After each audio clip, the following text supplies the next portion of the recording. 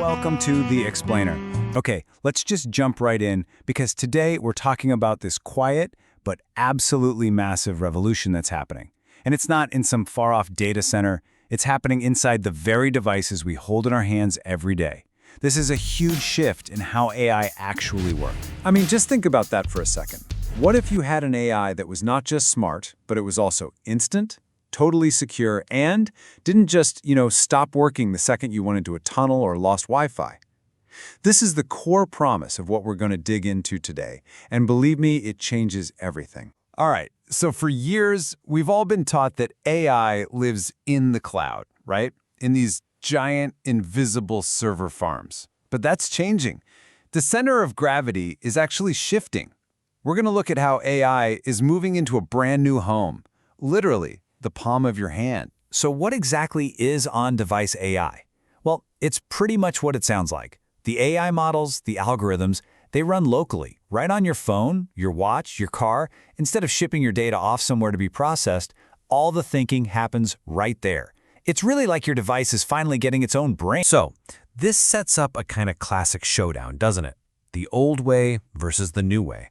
And look, this isn't just some tiny technical detail. It is a completely different architecture that totally redefines what we should expect from our tech when it comes to speed, privacy, and, just working when you need it to. Think about it. For the last decade or so, the model's been pretty simple. Your device sends a request to the cloud, it waits, and then it gets an answer back. On-device AI completely flips that script. The task happens locally, which means you get a result instantly.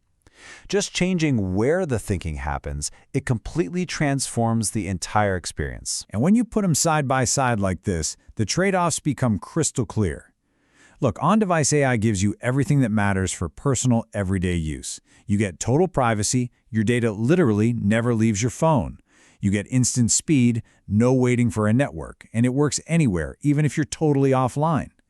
Now sure, the cloud still has that raw, almost unlimited processing power, but for those immediate, personal tasks, the on-device advantage is just undeniable. So really, the on-device advantage boils down to three simple things that you can actually feel. First, it's more private, which builds trust. Second, it's faster, which feels seamless, almost like magic. And third, it always works, which builds reliability. Think about translating a sign on the subway or editing a photo on a plane. No signal required. It just works. Okay, theory is great, but theory is, well, it's just theory, right? Let's make this stuff tangible. In this section, we're going to look at a product concept called Aura, because it perfectly shows what becomes possible when you build something from the ground up with on-device AI in mind. This is where the tech really meets a deep human need. Aura is designed to solve a very real set of problems, what the source material calls the triad of modern discomfort. First, there's that anxiety over our health data. We wear all these trackers, but we worry, hey, where's this info going? Second, there's just constant digital distraction, that cognitive overload from our phones buzzing all day. And third, real wellness support is often just too expensive or has a stigma around it. And so, this is the proposed solution, Aura. Now, this isn't just another smartwatch that gives you more notifications. The whole idea is for it to be a proactive wellness companion that is by its very design completely private and, this is crucial, screenless. It's meant to reduce the digital noise, not add to it. So how does it actually work? Well, it's a simple three-step process. First, it senses stress by analyzing your biosignals, tiny changes in your skin and heart rate in real time. Second, when it detects stress is on the rise, it sends a gentle, silent vibration. It's just a quiet nudge, a little reminder to take a breath. And third, and this is the magic part, all of this super sensitive data is processed and stored only on the device. It never ever goes to the cloud, period. And this quote, wow, it just nails it, doesn't it? This isn't about some company making a promise in a privacy policy that nobody reads. It's about building a device where privacy is a verifiable technical reality. It's built into the architecture. The data physically cannot be shared because it was never sent anywhere to begin with. Now, Aura is just one example, a really cool one. But let's zoom back out. Because this shift to local AI to on-device processing isn't just about a few new gadgets. It is fundamentally reshaping the entire tech industry. And if you ever wonder just how big this shift is, well, you just have to follow the money. The market for on-device AI is projected to hit over $36 billion by 2030. That is not a niche. That is a tectonic shift in where the industry is pouring its time, its talent, and its resources. And you can see that insane momentum right here. The market is on track to more than quadruple in just 6 years. We're talking about a compound annual growth rate of nearly 28%. That's not just growth, that's an explosion. And it signals this massive, sustained demand for everything from smarter phones to more capable cars. But here's the thing. Despite all the money, all the hype, there's this weird problem. The source material calls it the AI gap. It's this disconnect between the tech industry's excitement about AI and how a lot of us actually feel about it. I mean, maybe you felt it too. A lot of people are still kind of confused by the jargon, they're wary of the privacy stuff, and they just don't see how it helps them in their real lives. And that gap, that's exactly where on-device AI comes in. It is uniquely positioned to be the bridge. By delivering real privacy and real reliability, it directly answers the biggest concerns people have. It takes AI from being this vague, abstract thing in the cloud and turns it into a trustworthy tool that you actually control. Which kind of leaves us with this final big thought. You know, for years, the whole race in AI was about who could build the biggest, the most powerful model. But this shift suggests that the future isn't just about being more powerful, it's about being more personal, more private, and fundamentally, more you. And that right there might be the most powerful idea of all.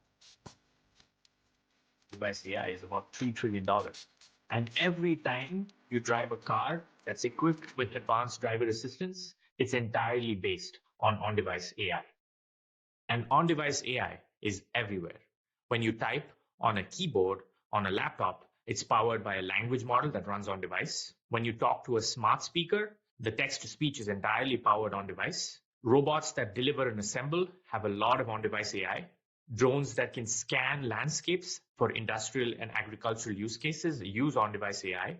Every time you edit a picture on a smartphone or a laptop, that's powered by on-device AI. And every time you drive a car, that's also powered by on-device AI. And here are a few of the applicable use cases with audio, with image, as well as sensors. The popular audio and speech applications include text-to-speech, speech recognition, machine translation, audio noise removal.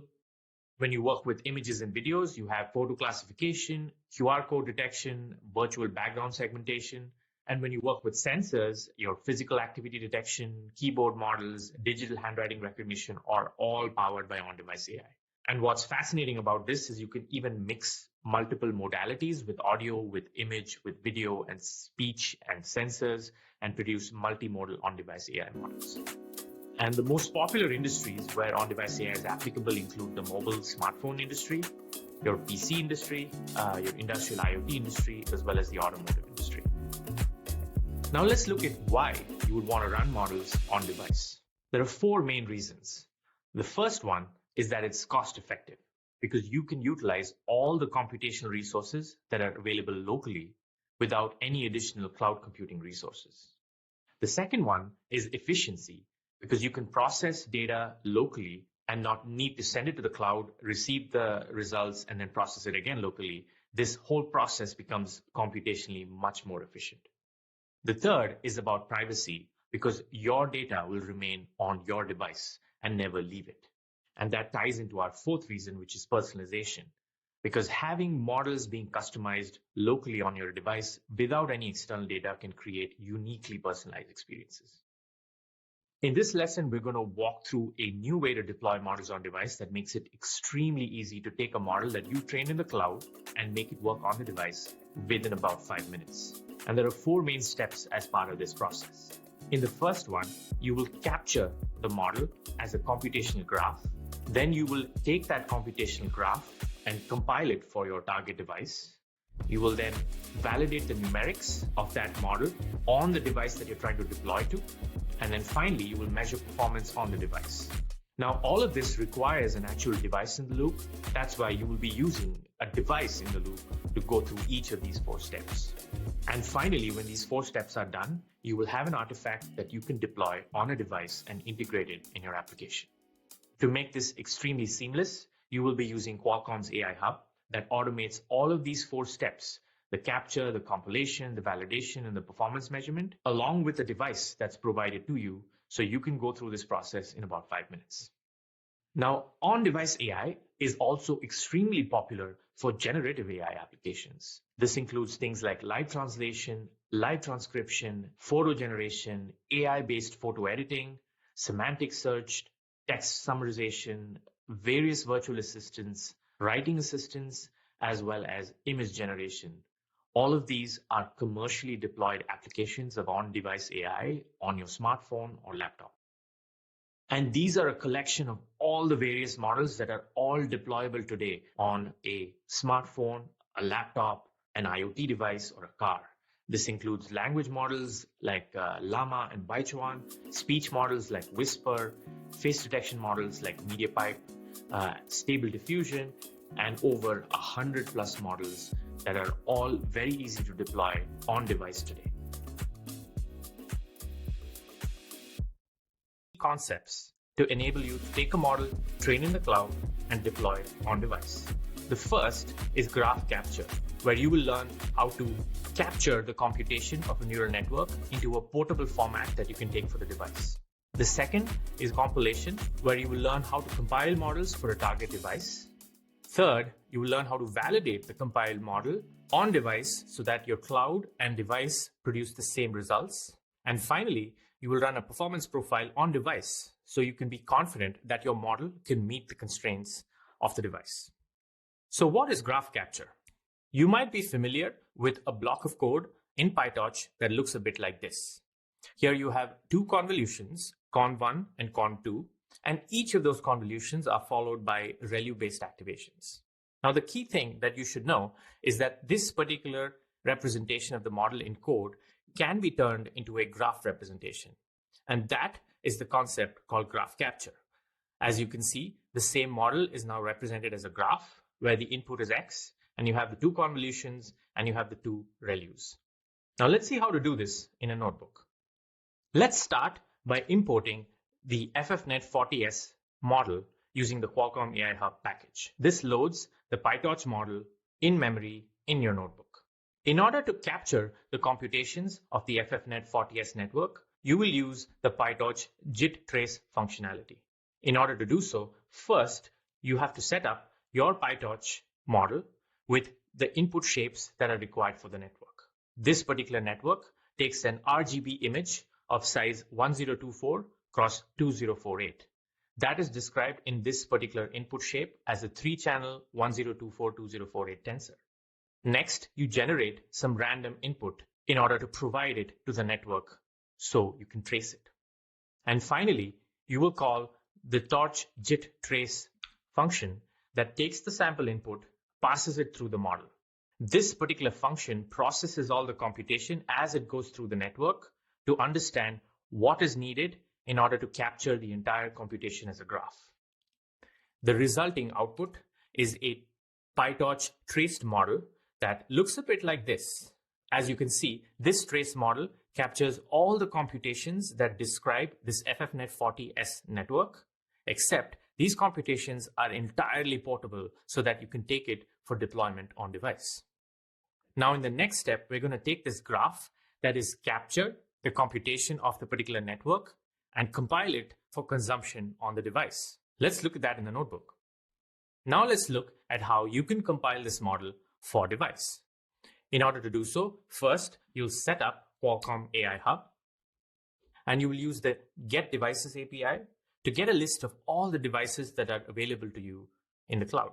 These are real physical devices that are provisioned that you can call in with APIs in order to run models on them.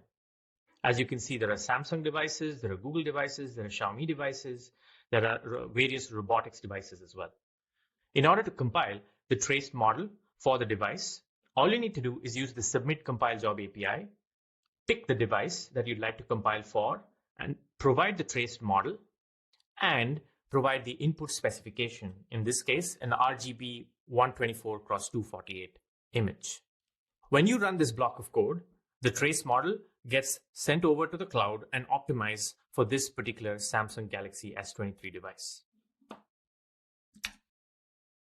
The output of the compile job is a target model that's compiled for that specific device. You can get access to the target model using the Get Target Model API that provides you with a downloadable artifact that is deployable on the device. Now let's learn what these compatible artifacts are. You may have been wondering what the .tf-lite extension was in the compile model that we downloaded. That is an artifact that is compatible with the TensorFlow Lite runtime. There are three popular runtimes for on-device deployment. One is TensorFlow Lite that I recommend for Android applications. Another is Onyx runtime that I recommend for Windows-based applications. And the third one is the Qualcomm AI engine that is suitable for fully embedded applications on Qualcomm's hardware. Let's learn a little bit more about the TensorFlow Lite runtime. This is specially designed for mobile platforms and embedded devices for extremely efficient performance. It provides fast response times by reducing computational overhead. It's pretty flexible in deployment, so you can use it for smartphones, various IoT gadgets, making it very portable and ubiquitous. It's extremely energy efficient because it uses traditionally less power. And it's also hardware accelerated and fully compatible with the neural processing units, or NPUs, using a mechanism called delegation. Now let's explore this in an exercise that I've created for you in the notebook.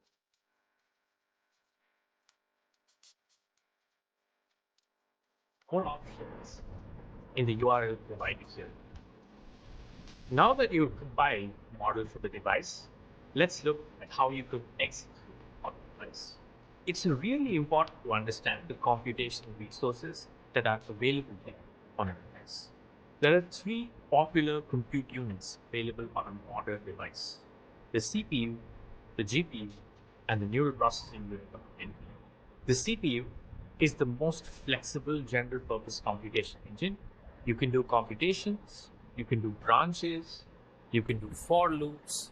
It's extremely easy to program against. Next is the GPU, which is designed for high performance, complex parallel computation. It's slightly harder to program than the CPU, but still relatively easy.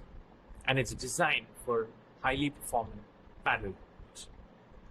The third unit is the neural processing unit, which is extremely efficient, sometimes up to 10 times more efficient than the CPU for neural network. The downside of the NPU is that it's slightly less flexible than the CPU. Each of the runtimes that you learned about in the previous lessons have backends that allow you to tap into the CPU, the GPU, or the NPU. And you have control as an application developer to be able to target each of these compute units separately. It's also important to understand that different devices have different capabilities. Now, devices that are more than 7-8 years old typically don't have a neural processing unit. They only have a CPU and a GPU. Whereas modern devices, especially Qualcomm-powered devices, have neural processing units that allow you to do computation extremely efficiently. Now let's see this. Now you will be able to deploy the compiled model on a device and perform a performance profile. In order to do so, you will use the Submit Profile Job API by selecting a specific device, in this case the Samsung Galaxy S23, and providing the target model that was previously compiled using the profile job. Now this particular block of code submits the target model to the cloud, provisions a Samsung Galaxy S23, and runs a profile. The profile is then downloaded using the Download Profile API, and you can visualize the performance profile using this Print Profile Metrics from job function. This particular function takes a couple minutes, and you will see the results displayed below. The model ran using TensorFlow Lite runtime at about 27.9 milliseconds. It ran entirely on the neural processing unit and consumed about 3 to 5 megabytes of application memory. Next, we will explore in an exercise how you can try different computation units to get a sense of how the model performs with each of those computation units. You can do so by submitting options to the Submit Profile Job function and providing the compute unit. It can either be CPU, GPU, or NPU. Note that each of these compute units has a fallback. So if certain operations of the neural network graph are not supported by those compute units, they default fallback for those specific operations to the CPU. Now you will learn how to check the accuracy of the model on device. In order to do so, you will take a sample input. It can be a few samples or a single sample. You will run inference with the PyTorch runtime in your notebook environment. You will also run inference on the device, on the neural processing unit, on the same image, and then you will compare the results between the cloud environment and the device environment. And in order to compare these two results, we will use the peak signal to noise ratio measurement that measures the delta between the image produced here in the cloud and the image produced on the device. Let's see this in the notebook. Now let's look at how to perform on-device inference. To do so, you've been provided with some sample inputs associated with the ffnet40s network using the ffnet40s.sample inputs command.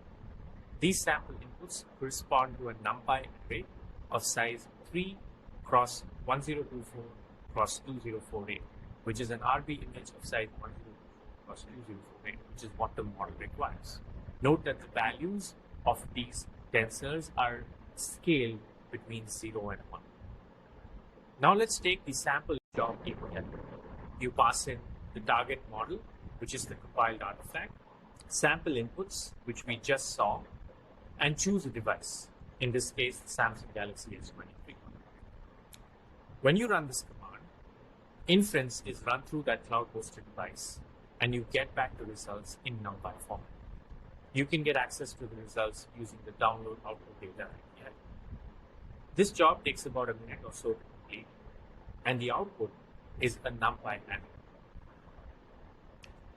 Now you can compare the result between the local CPU inference that ran in your notebook and one that ran on the device that's hosted in the cloud. As you can see, the peak signal to noise ratio is about 60. Anything more than 30 is typically considered pretty accurate. So this implies that the results that you got on the device match up very well with what you get on the cloud. So you can be confident to deploy this particular model. Now let's get ready for deployment. The model has been validated on device for performance as well as numerics. Then you can use the get target model API to download the model, and you have an artifact that you can deploy on device. In this lesson, you learned 4 key concepts. The first was on how to capture a PyTorch graph with a trace. The second was how you take that trace function and compile it for the device. The third is how you profile that particular device for the neural processing unit for maximum hardware efficiency. And finally, you learn how to validate the model on device to make sure your cloud environment and your device environment produce the same results. In the next lesson, you will learn how to take this particular model, quantize it, and make it up to 4 times faster and 4 times smaller. See you there. Models 4 times smaller and up to 4 times faster. There are 3 main benefits of quantization. The first is reduced model size, which enables better storage on devices that have limited capacity. The second is faster processing. Because you have fewer computations to deal with, your models will run faster. And finally, you have lower power consumption, which makes it really crucial for battery-operated devices. Let's now enter the next level of detail of what quantization is. Let's say you have a floating point tensor. It takes 32 bits per value. So in this case, you have 8 total values, each occupying 32 bits of space. Quantization can convert that into an integer representation that contains 8 bits per value. So each of these values in the floating point tensor here can be represented in integer and translated back and forth with just the scale and the 0 point. Let's learn what the scale and 0 point is with a simple example.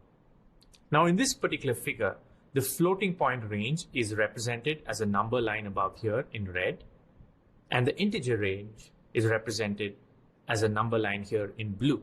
The floating point range is typically much larger than the integer range because this is 32 bits of information while this is 8 bits of information.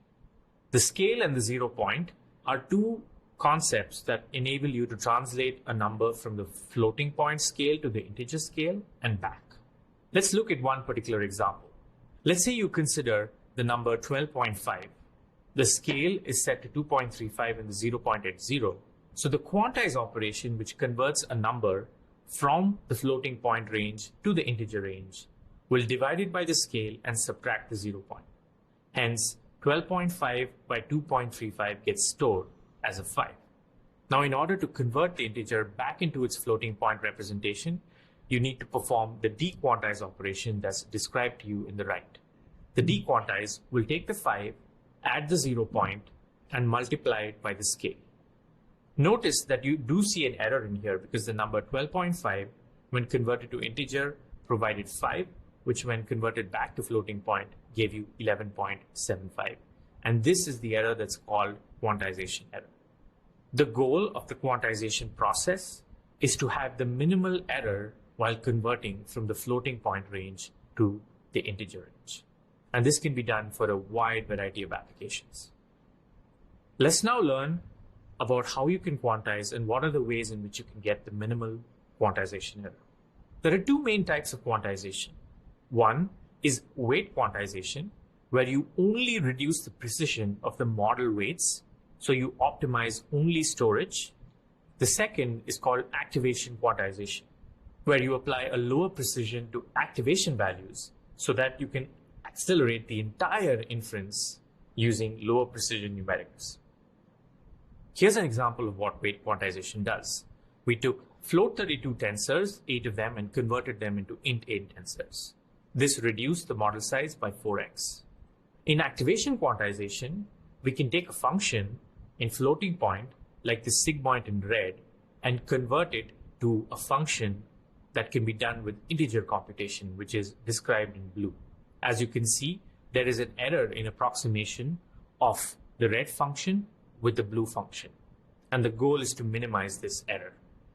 Now, there are different flavors of weight and activation quantization, the most aggressive being the W8 int8, which means you convert the weights to 8-bit, as well as the activations to 8-bit.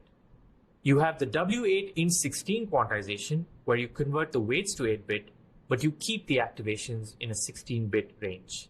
This gives you more to play with when you're approximating the activation, while keeping the weights at 8-bit. You can even go aggressive with quantization and go all the way down to W4, which involves the weights in 4-bit and activations in 16-bit. This is extremely popular for large language models and generative AI applications. There are two common ways in which you do quantization. One is post-training quantization, and the other is quantization-aware training. Post-training quantization applies the quantization process after the model has been trained, and it does it using calibration, which is a process where you learn and minimize the amount of quantization error with some sample data. Typically, you need a few hundred samples to calibrate your model well for post-training quantization. Quantization-aware training is values. This can provide more accurate models in scenarios where post-training quantization doesn't work. The chart on the left describes the post-training quantization workflow, where you have a trained model in float32 precision. You then provide a quantized representation of the model in integer 8 representation. In order to reduce the quantization error, you go through a calibration process where you provide calibration data. This is typically a few hundred samples, and this calibration process minimizes the accuracy loss and produces a post-trained quantization model. Quantization-aware training's workflow is slightly different, where you have to provide training data as part of your training process. And as part of the training process, you learn the entire weights of the model in integer 8 representation. Hence, quantization is incorporated into the training process. Now let's see this in action in a notebook. In this notebook, you will learn how to prepare the calibration data set, how to prepare a model for quantization. You will perform post-training quantization, and you will validate the model for off-target accuracy as well as on-device performance. First, you will set up the calibration data. You will use the datasets package with the urban scenes data. The calibration data here is about 100 RGB images of the urban scenes data. The input resolution of the network is 3 x 1024 x 2048. Once the dataset is downloaded, you will hold out a little bit of the dataset for testing purposes. Let's see what one of the images in the calibration dataset looks like. This is an urban scene that has some roads, some cars, a train, some buildings, and some people. Next, let's set up the calibration or inference pipeline. You will use the Torch Vision Transforms package. This particular function will take the image that you saw above and transform it to a Torch tensor using the toTensor API. Once it's converted to a Torch tensor, the dimensions of this particular array are reduced in order to be a 4-dimensional array of size 1 x 3 x 1024 x 2048. You also need to post-process the output of the model. That's done using the post-process function here, which takes the output tensor from the model, upsamples it to the original output size, and then overlays the image on top of the predictions so that you can view the colors appropriately. Now that the pre-processing and the post-processing is set up, let's load up the model in floating point. We load that up in PyTorch using the from pre-trained API. We then take the test sample and pass it through the model to get the output results in floating point 32. We apply the post-processing that we just defined so you can view the results inline in the notebook. As you can see, the output is the predictions overlaid on top of the original image. The light pink refers to the road, the darker pink the pavements, the red the pedestrians, the yellow are the lights, and the blue are the vehicles. Now let's prepare the model for quantization. In order to do so, we will use the Python package called AMET. The quantization preparation process requires you to call this prepare model function of AMET.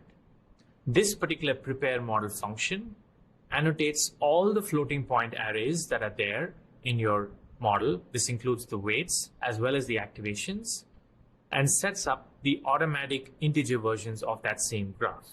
So you can set everything up for the calibration process that comes right after. Now let's perform post-training quantization on this model. We've written a simple function that passes calibration data to this model and learns all the calibration parameters that are required for post-training quantization. This particular function will take a few minutes, and the compute encodings is the main aspect of this computation. The compute encodings function makes sure that it learns the correct 0 points in the scales for all of the parameters in the graph so that you can have minimal quantization accuracy. Once the calibration process is complete, you can then provide the same test sample through the full quantized model in your PyTorch environment and get the sample outputs that are also fully quantized.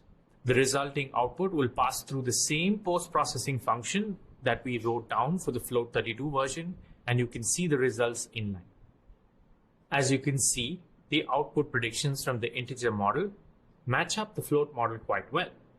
You have the road that's depicted here in light pink, dark pink for the pavements, red for the pedestrians, yellow for the lights, and blue for other cars.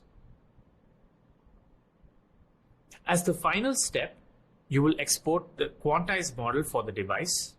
You will use the same quantized export function that you used in the second lesson with the Samsung Galaxy S23 device. Now the quantized model is then submitted to the server, optimized for the device, a device is provisioned to measure performance, and a summary of that particular model's performance is provided to you. This particular function takes about a couple minutes to run. As you can see, the performance results on the device shows that this particular model ran in about 6.4 milliseconds. So that's about 4x faster than our model. It ran entirely on the neural processing unit.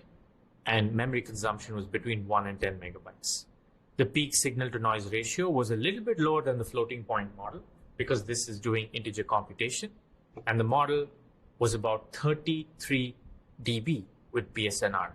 Just as a reminder, anything more than 30 is typically considered good. The impact of quantization both on model size as well as performance is significant. The model size reduced here from 55 megabytes down to 13 megabytes, and the latency improved from 16.9 milliseconds to 4.6 milliseconds, giving you about a 3.7x speed up. These measurements were performed on a Samsung Galaxy S24. This concludes the lesson on quantization. Here you learned how to take a model that was trained in the cloud in floating point precision, quantize it to integer precision, thereby producing a model that's up to 4 times smaller and up to 4 times faster. In the next lesson, you'll learn how to take this particular model and produce an end-to-end mobile application that you can deploy to do real-time segmentation. See how data gets transformed all the way from the camera stream into the output stream. Device integration typically is the process in which you integrate your model as part of a processing pipeline. The pipeline starts with the camera stream, which gives you data either in RGB format or YUV format.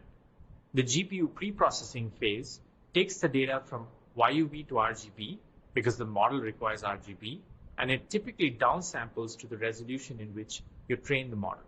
If you have a model that's trained, let's say, in 224 x 224 resolution, the downsampling requires you to take the resolution of the camera stream, which is 720p, and convert it to the resolution of the model, which is 224 x 224. The model is run on the neural processing unit as efficiently as possible. In segmentation applications, you get an output mask, which is typically the same resolution of the model. So in this case, the output mask is 224 x 224. Once you get the output mask from the model, you then perform GPU-based post-processing, which typically involves smoothing, upsampling to the output resolution, thresholding, as well as blurring in order to nicely fuse the output mask on top of the image. The result is an output stream with the predictions overlaid on top of the camera stream. So how is this application going to be implemented? There are 5 main parts of how this application is implemented. The first is camera stream, where you have to extract the frames from the camera stream, let's say at 30 frames per second, and you have to understand what the camera stream provides. It's typically either RGB data or YUV data. Then you have to implement the pre-processing.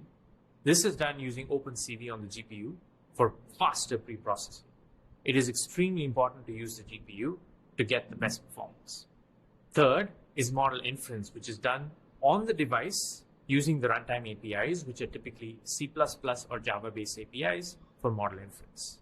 You should ensure that the model runs on the neural processing unit for best performance. Next, you should implement post-processing, which takes the output of the model and uses OpenCV on the GPU for faster post-processing in order to overlay the outputs on top of the display. And the most important bit is the packaging of the runtime. You should make sure your application packages all the runtime dependencies to maximize hardware acceleration.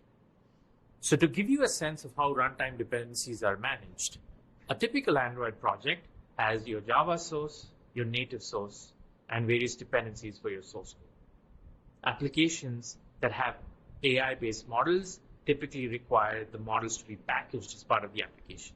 So this is the box here with the TF-Lite models. Now the runtimes also need to be packaged with your application, and these are also bundled up separately. You have the TensorFlow Lite runtime, which is the package that has only the CPU implementation. You have the GPU delegate, which is an extra dependency to be able to use the GPU for processing on older devices. And then you have the NPU-based delegates, which are specialized libraries that are provided in order for you to tap into the NPU. So you have options to package your model either with application or download it over the air if it's large. In the same way, the libraries can also be deployed either with your application or bundled over the air to reduce the size of your application.